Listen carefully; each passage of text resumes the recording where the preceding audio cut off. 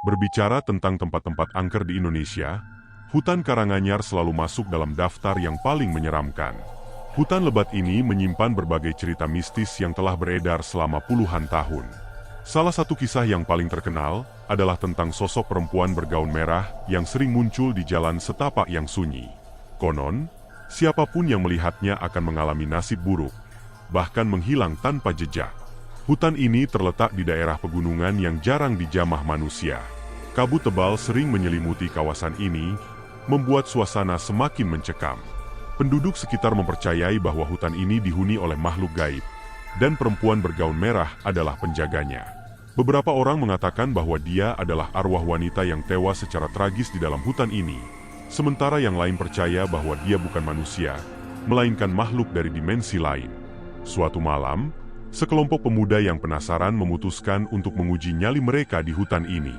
Mereka ingin membuktikan apakah cerita tentang perempuan bergaun merah hanyalah mitos atau kenyataan. Dengan peralatan seadanya, mereka memasuki hutan saat malam mulai larut. Suara jangkrik dan angin yang berdesir di antara pepohonan menciptakan suasana yang semakin menyeramkan. Salah satu dari mereka, Dani, membawa kamera untuk merekam perjalanan mereka. Awalnya, mereka bercanda dan menganggap semua ini sebagai pengalaman yang menyenangkan. Namun, semakin jauh mereka melangkah, perasaan aneh mulai menyelimuti mereka. Udara terasa lebih dingin, dan suara-suara aneh mulai terdengar. Seperti suara langkah kaki yang mengikuti mereka dari belakang. Tetapi setiap kali mereka menoleh, tidak ada siapapun di sana. Tiba-tiba, di kejauhan, mereka melihat sosok perempuan berdiri di tengah jalan setapak. Gaun merahnya berkibar tertiup angin, dan rambutnya yang panjang menutupi sebagian wajahnya. Salah satu dari mereka mencoba menyapanya, tetapi perempuan itu tidak merespons. Ia hanya berdiri diam, tidak bergerak sedikit pun. Jantung mereka mulai berdegup kencang. Dani mengangkat kameranya untuk merekam, tetapi saat dia melihat layar, sesuatu yang mengerikan terjadi. Sosok perempuan itu tidak terekam dalam kamera. Hanya hutan kosong yang terlihat di layar. Padahal mereka semua melihatnya dengan mata kepala sendiri. Ketakutan mulai menyelimuti mereka. Salah satu dari mereka, Rudy, berbisik dengan suara gemetar, "Kita harus pergi dari sini sekarang juga." Mereka berbalik untuk berlari, tetapi tiba-tiba terdengar suara tawa lirih, mengerikan, yang menggema di antara pepohonan. Perempuan bergaun merah itu kini berdiri lebih dekat, dengan kepala sedikit miring dan senyum menyeramkan di wajahnya. Matanya kosong, seperti tidak memiliki jiwa. Dani mencoba membaca doa, tetapi suara tawa itu semakin keras, seolah-olah mengejek mereka. Tiba-tiba, lampu senter mereka berkedip-kedip, lalu mati total. Dalam kegelapan, mereka merasakan sesuatu menyentuh bahu mereka. Dingin, beku, teriakan mereka memecah kesunyian malam. Mereka berlari sekuat tenaga, tak peduli arah mana yang mereka tuju.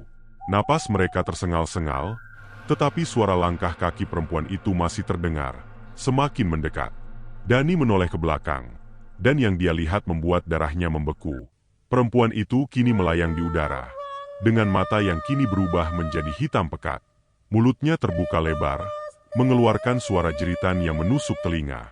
Tiba-tiba, Rudy tersandung dan terjatuh.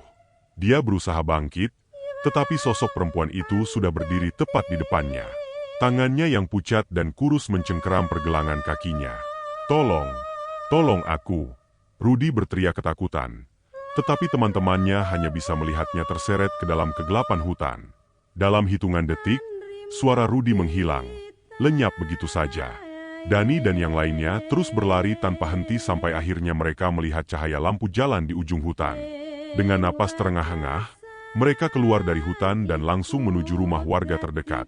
Saat mereka menceritakan apa yang terjadi, seorang lelaki tua yang tinggal di sana hanya menggeleng pelan. "Kalian seharusnya tidak memasuki hutan itu di malam hari," katanya dengan suara berat. Perempuan bergaun merah itu bukan manusia. Dia sedang mencari teman untuk menemaninya dalam kegelapan. Keesokan harinya, tim pencarian mencoba menemukan Rudy, tetapi tidak ada jejaknya sama sekali. Tidak ada tanda-tanda perlawanan, tidak ada jejak kaki, seolah-olah dia menghilang begitu saja. Dani dan teman-temannya tidak pernah kembali ke hutan itu lagi. Sampai sekarang, Kisah tentang perempuan bergaun merah masih menghantui siapa saja yang berani memasuki hutan Karanganyar setelah matahari terbenam. Dan satu pertanyaan masih belum terjawab. Apakah Rudi benar-benar menghilang, atau dia kini menjadi bagian dari hutan itu? Beberapa minggu setelah kejadian itu, Dani dan teman-temannya masih diliputi ketakutan. Setiap malam, mereka merasa seperti diawasi, bahkan di dalam rumah mereka sendiri. Bayangan hitam sering terlihat di sudut mata. Suara langkah kaki terdengar di lorong-lorong kosong. Dan yang paling mengerikan, tawa lirih yang mereka dengar di hutan kini sering terdengar di kamar mereka saat tengah malam. Dani mulai mengalami mimpi buruk yang mengerikan. Dalam mimpinya, dia berada di hutan Karanganyar, berdiri di tengah kabut tebal. Di depannya, Rudi berdiri dengan punggung menghadap ke arahnya. Saat Dani mencoba memanggilnya, Rudi berbalik perlahan. Wajahnya pucat, matanya hitam pekat, dan mulutnya menganga, mengeluarkan suara lirih yang nyaris tak terdengar. Tolong aku. Mimpi itu terus berulang setiap malam, semakin jelas dan nyata. Dani tahu, ini bukan sekadar mimpi biasa. Rudi mencoba menghubunginya, atau mungkin memberi peringatan.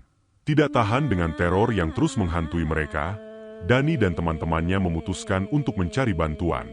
Mereka pergi menemui Pak Surono, seorang tetua desa yang dikenal memiliki pengetahuan tentang dunia gaib.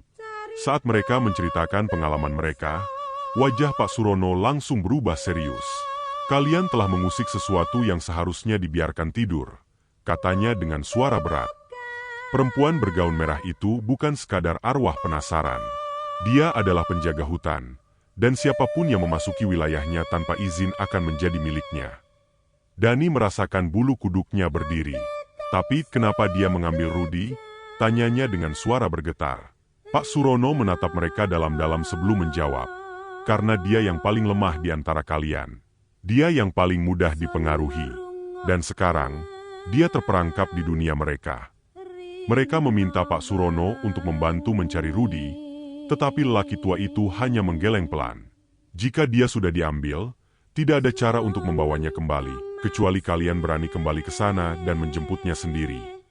Mendengar hal itu, wajah mereka langsung pucat. Kembali ke hutan Karanganyar, itu sama saja dengan menyerahkan diri pada maut. Namun, Dani merasa bersalah. Rudi adalah sahabatnya sejak kecil, dan dia tidak bisa meninggalkannya begitu saja.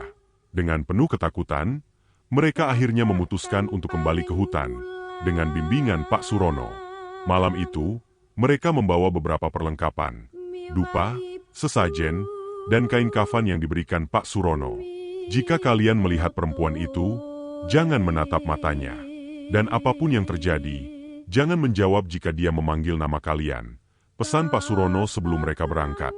Mereka melangkah masuk ke hutan, dan udara dingin langsung menyergap tubuh mereka. Semakin jauh mereka berjalan, suasana semakin sunyi. Tidak ada suara jangkrik, tidak ada hembusan angin. Seolah-olah hutan ini telah mati. Tiba-tiba, mereka mendengar suara langkah kaki di belakang mereka. Dani menoleh perlahan, dan darahnya membeku.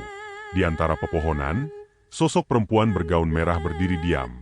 Wajahnya tersembunyi di balik rambut panjangnya. Tubuhnya sedikit bergetar, seperti sedang menahan tawa. Dan kemudian, dengan gerakan yang tidak wajar, kepalanya berputar perlahan ke arah mereka, memperlihatkan senyum lebar yang tidak manusiawi. Terdengar bisikan pelan yang nyaris seperti angin. Kalian kembali untuk menjemput dia.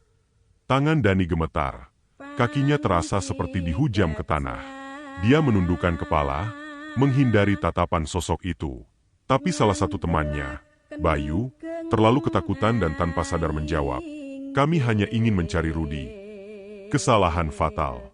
Seketika, tawa perempuan itu berubah menjadi jeritan melengking yang menggema di seluruh hutan. Pepohonan berguncang, kabut semakin tebal, dan Bayu tiba-tiba terangkat ke udara, mencakar-cakar lehernya sendiri seolah-olah ada sesuatu yang mencekiknya. Dani dan yang lainnya panik. Pak Surono segera menaburkan garam dan membakar dupa. "Cepat panggil nama Rudi. Jika dia masih hidup, dia akan menjawab." Dengan suara gemetar, Dani berteriak, "Rudi, Rudi, kalau kau bisa mendengar kami, balas suara kami." Sesaat, hanya ada kesunyian.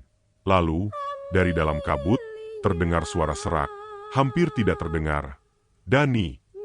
Mereka menoleh ke arah suara itu dan melihat bayangan samar seorang anak muda yang berjongkok di tanah.